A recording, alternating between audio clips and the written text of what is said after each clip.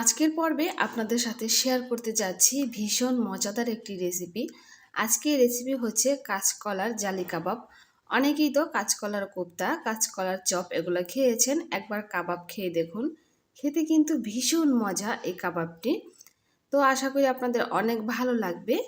একটা লাইক দিয়ে দেখতে থাকুন, আর অবশ্যই পুরো ভিডিও জুড়ে থাকবেন, তাহলে কিন্তু সম্পূর্ণ প্রসেসগুলো দেখতে পারবেন বা শিখতে পারবেন। আজকে যারা আমার ভিডিওতে নতুন, আপনাদের যদি আমার ভিডিওটি ভালো লেগে থাকে তাহলে অবশ্যই লাইক, কমেন্ট, শেয়ার করে দিবেন আর সাবস্ক্রাইব করে পাশে থাকবেন।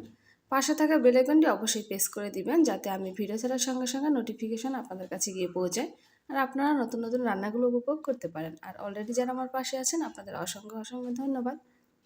তো আমি 2টা কাঁচকলা কেটে নিয়েছি, মাঝারি সাইজের একটা আলু দিয়ে এখন সেদ্ধ করে নিব। তো সিদ্ধ করে ফিরে আসলাম, এখন এগুলা থেকে খোসা ছাড়িয়ে নিব। অবশ্যই কাঁচকলা সেদ্ধ করার সময় বেশি পানি দিয়ে সেদ্ধ করবেন, এতে কিন্তু কাঁচকলা কালো হবে না। কম পানি দিয়ে সেদ্ধ করলে কালো হয়ে যায়। তো খোসাগুলো ছাড়ানো হয়ে গিয়েছে, এখন আমি এর সাথে মিশিয়ে নিচ্ছি পেঁয়াজ কুচি, ধনিয়া পাতা কুচি, কাঁচামরিচ কুচি এবং পুদিনা পাতা কুচি। তো দেখুন কতটা মিহি কুচি করে কেটে নিয়েছি, অবশ্যই একটু খেয়াল করুন, একেবারে মিহি কুচি করে কেটে নিতে হবে, যেহেতু এগুলো আমি কাঁচকলা আর আলুর সাথে মেশাবো, যেন খুব ভালোভাবে ওদের সাথে অ্যাডজাস্ট হয়ে যায়, সে কারণে কিন্তু মিহি কুচি করে কেটে নিতে হবে। তো এখন আমি কাঁচকলার আলু ম্যাশ করে নিচ্ছি, খুব ভালোভাবে ম্যাশ করে নিতে হবে যেন গুটি গুটি ভাব না থাকে। তো আমার ম্যাশ করা হয়ে গিয়েছে, এখন আমি সব কেটে রাখা উপকরণগুলো দিয়ে দিচ্ছি এর সাথে। এরপর হচ্ছে আমি শুকনো উপকরণ মিশিয়ে নিব। আমরা যদি মশলা ঠিক রেখে যে কোনো কিছু বানাই, খেতে কিন্তু ভীষণ ভালো লাগে। তো এখন আমি দিয়ে দিচ্ছি স্বাদ মতো লবণ। তো এরপরে দিয়ে দিব হচ্ছে হলুদের গুঁড়া সামান্য পরিমাণ, মরিচের গুঁড়াও দিয়ে দিব সামান্য পরিমাণ, এরপরে দিয়ে দিব ধনিয়া গুঁড়া, আরও দিয়ে দিচ্ছি জিরার গুঁড়া, সামান্য পরিমাণ দিয়ে দিব গরম মশলার গুঁড়া। এরপরে আদা রসুন বাটা দিয়ে আমি আবার খুব সুন্দর করে কিন্তু এগুলো একসাথে মিক্স করে নিব। খুব সুন্দরভাবে কিন্তু মিক্স করে নিতে হবে, যাতে মশলা, কলা, আলু, চপ সবগুলো একসাথে মিশে একাকার হয়ে যায়।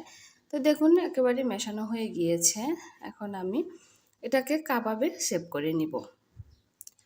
তো আপনারা আপনাদের পছন্দ অনুযায়ী লিচি কেটে নেবেন। তো আমি ছোট ছোট সাইজের করে নিব, বেশি বড় করব না, আবার একেবারে ছোট করব না, মিডিয়াম সাইজের করে নিব। তারপরে হচ্ছে 2 হাতের তালুর সাহায্যে খুব সুন্দর করে গোল করে একটু চ্যাপ্টা করে নিব। তো দেখতেই পাচ্ছেন কতটা সুন্দর হয়েছে।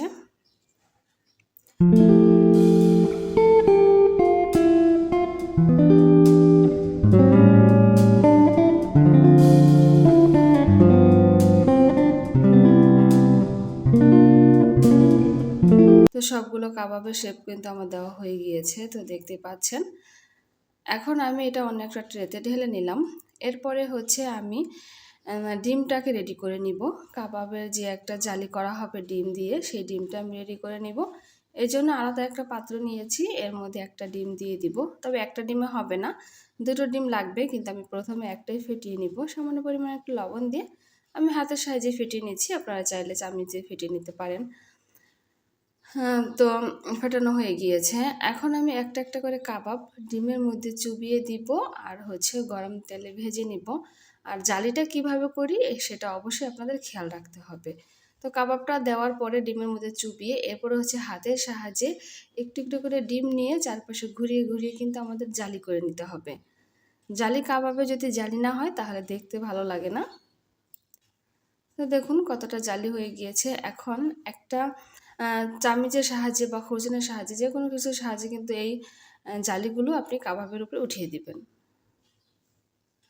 তো আমি উল্টে দিলাম, এখন আমি আরেকটা হচ্ছে দিয়ে দিব। তো আবার লক্ষ্য করুন কিভাবে জালিটা করে নিচ্ছি, হাতটা ঘুরিয়ে ঘুরিয়ে দিলে কিন্তু জালি হয়ে যাবে হাতের মধ্যে ডিম নিয়ে। তো ইজি প্রসেসে কিন্তু আজকে সব কিছু আপনাদের সাথে শেয়ার করলাম, অবশ্যই আপনারা পারবেন যদি ধৈর্য সহকারে সম্পূর্ণ ভিডিওটা দেখে যান।